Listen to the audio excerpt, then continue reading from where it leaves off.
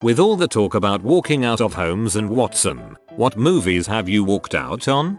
The Snowman. It was a funny experience in a theater of 30-40 people. About every 10 minutes, a group would leave out of boredom or at the absurdity of the plot. I think we made it most way through the movie and decided to leave the one man attending the movie alone as the sole survivor. I had to look this up because I thought you were talking about the 1982 The Snowman, which is a delightful silent hand-drawn animation. I was ready to call blaspheme. Thanks for the warning about this one. I didn't walk out myself, but I remember seeing Mike Mayer's portrayal of the Cat in the Hat in theaters when I was younger, and like 20 people ended up leaving with their kids because they thought it would be more child friendly. That was pretty amusing. Yes, I saw a couple of parents take their kids out of it after the dirty hoe line. Mom pulled us out of Yes Man when Jim Carrey was banging the grandma when I was around 12.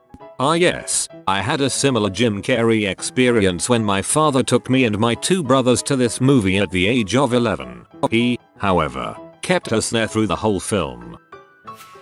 My mother-in-law told us over dinner how she had to walk out of a movie she went to see with her boyfriend. It was too intense and violent. The movie, Ice Age 2. Goatee. I don't know if it's the Scientology or the abundance of plastic surgery, but wow, John Travolta is just a husk of a human being with the acting skills of a toad. I saw this on a third date. The girl and I had phenomenal chemistry before, but this movie was so bad that we both ghosted each other afterwards. Oh, my favorite walkout story is the Turkish grandmother and her two small grandchildren. We went to see the first Ted movie when it came out. The whole theater was packed with families with small children. Because a teddy bear instantly says children movie, I had to check with a couple sitting next to us if we were in the correct theater. Flash forward with a lot of awkward parents and kids asking what the teddy meant with that. There is suddenly a joke which ended with "at least she gave a better BJ than that Arab H." That was the full grandmother to stand up, scream at the children to get up and drag them out of the theater. Best movie experience I have ever had. A film about a teddy bear must be innocuous. The R rating was probably just a mistake.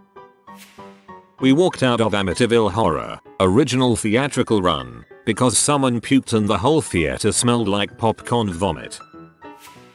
Hollow Man. My mom knew Kevin Bacon was in it, and she liked him in Footloose, so it must be good. We made it to the scene where he rapes his neighbor, and my mom realized this probably wasn't appropriate for a 9-year-old.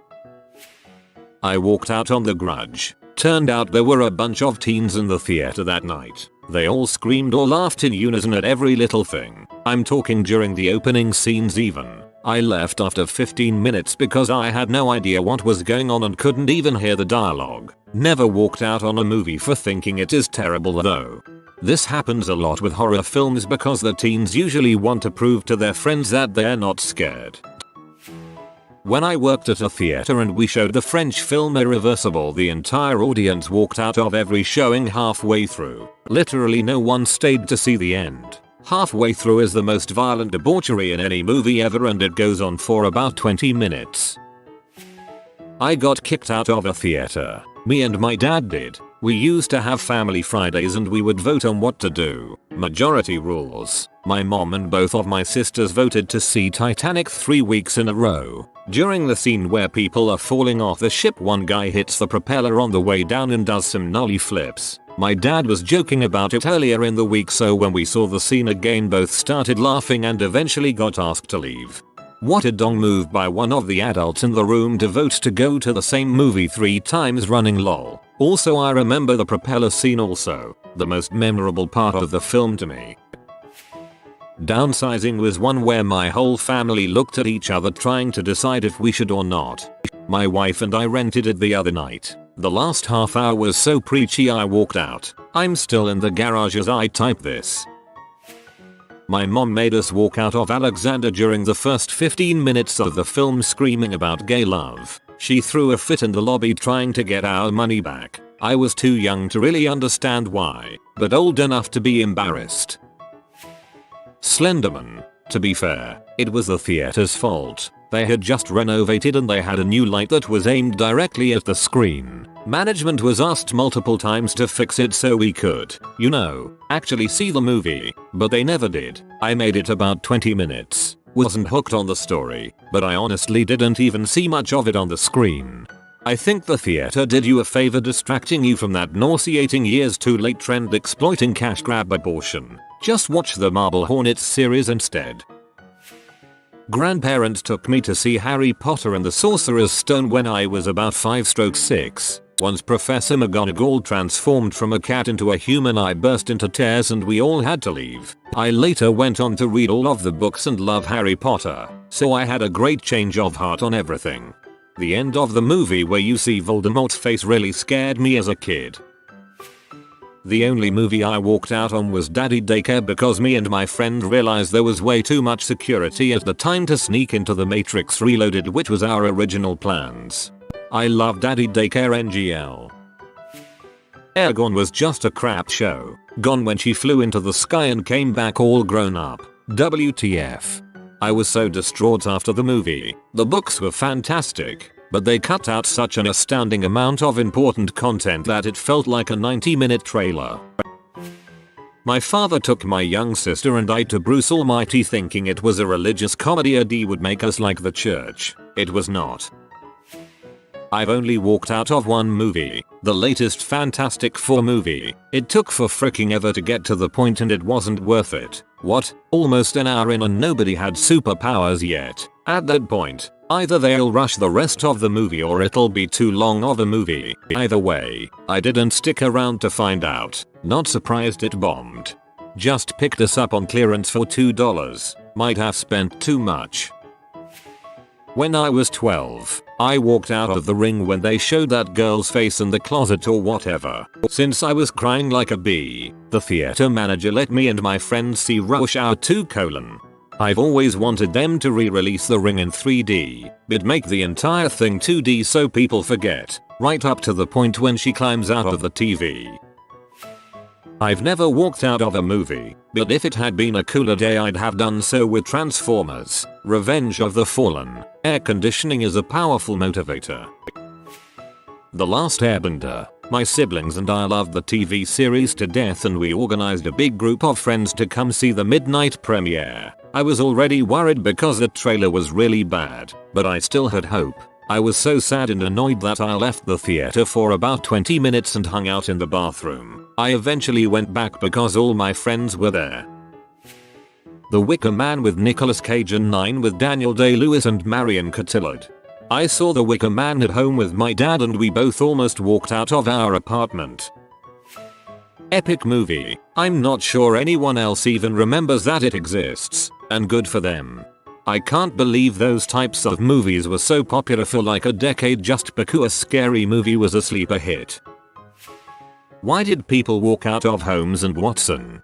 It's bad. I appreciate good dumb humor but there's very few funny moments. Ferrell's accent is distracting and there's a lot of mismatched dubbing. I read somewhere it was supposed to be a more raunchy movie but the studio forced them to tame it down. Not sure if that's true or not but it definitely either needed to go way more raunchy or way less. It just sucked. Dragon Ball Evolution, and I saw it on the plane. Jack and Jill. I thought F would be worth it even though I knew it would be awful. Similar to Sharknado the Room Energy movie, it's worth being able to make fun of rather than its face entertainment value. I got about half an hour through before I had to turn it off. It wasn't just uninteresting but it was actively making me cringe and angry. A movie so bad Adam Sandler won both the Razzie for Worst Actor and Worst Actress. My grandma walked out of Bruno. As to why we took her to see Bruno was because we thought it was like Borat. It wasn't. My dad walked out of the Happy Time Murders after watching that cow get jerked off. I went to see Hairspray when I was around 7 because I was obsessed with Zac Efron at the time, but when I heard him curse, I was so devastated that my hero said a bad word that I had to leave. Percy Jackson, The Lightning Thief. Biggest load of wank ever. Such a betrayal of my favorite childhood books. Still P.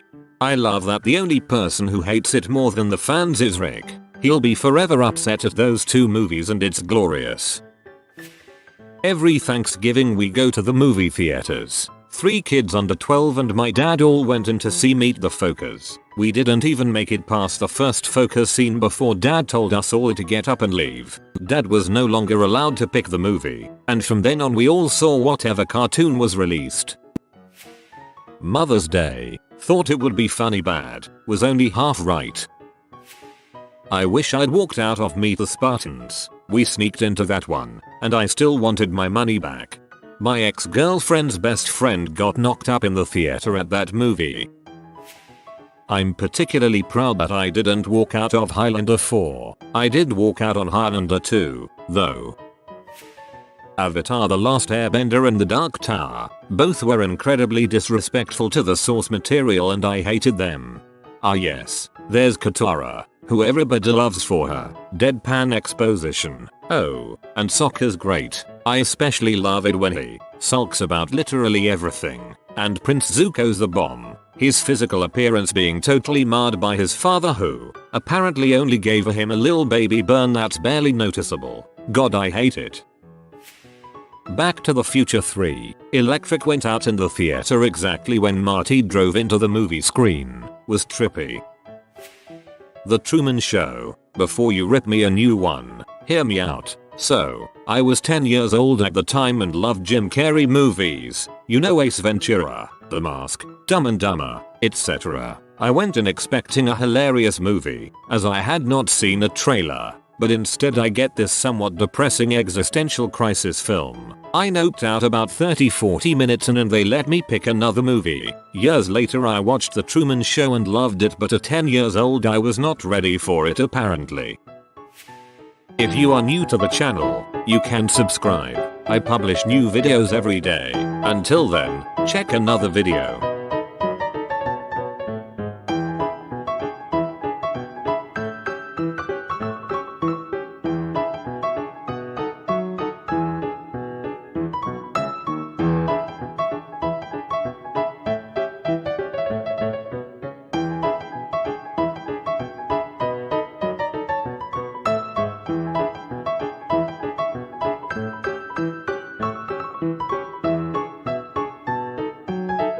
Bye for now.